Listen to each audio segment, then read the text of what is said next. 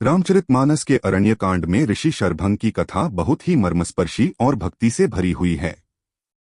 यह कहानी हमें एक भक्त के धैर्य और भगवान के प्रति उनकी अटूट श्रद्धा की सीख देती है। शरभंग जी एक महान तपस्वी थे, जिन्होंने अपनी कठिन तपस्या से ब्रह्मलोक स्वर्ग का सर्वोच्च स्थान प्राप्त कर लिया था। स्वयं देवराज इंद्र उन्हें लेने के लिए विमान लेकर आए थे, लेकिन शरभंग ऋषि ने स्वर्ग जाने से मना कर दिया। उनका कारण बहुत स्पष्ट था।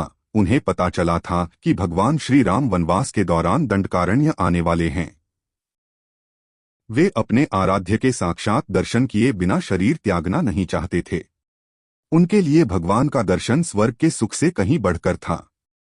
जब भगवान श्री राम माता सीता और लक्ष्मण जी के साथ शरभंग ऋषि के आश्रम पहुंचे तो ऋषि के आनंद का ठिकाना न रहा।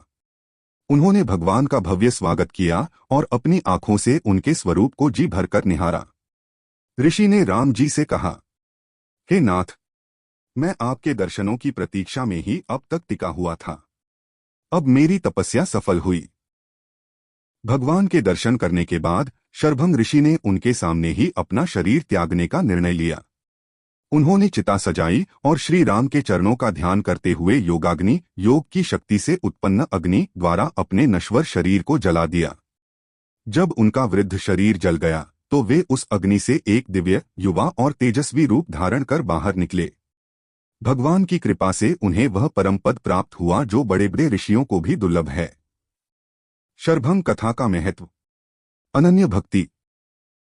यह कहानी दर्शाती है कि एक भक्त के लिए भगवान के दर्शन के सामने स्वर्ग का सुख भी तुच्छ है। धैर्य। ऋषि ने अंत समय तक प्रतीक्षा की, जिससे यह सिद्ध होता है कि ईश्वर अपने भक्तों को कभी निराश नहीं करते। मुक्ति का मार्ग। श्री राम के सानिध्य में शरीर त्यागना मोक्ष का सबसे सुगम मार्ग माना गया है।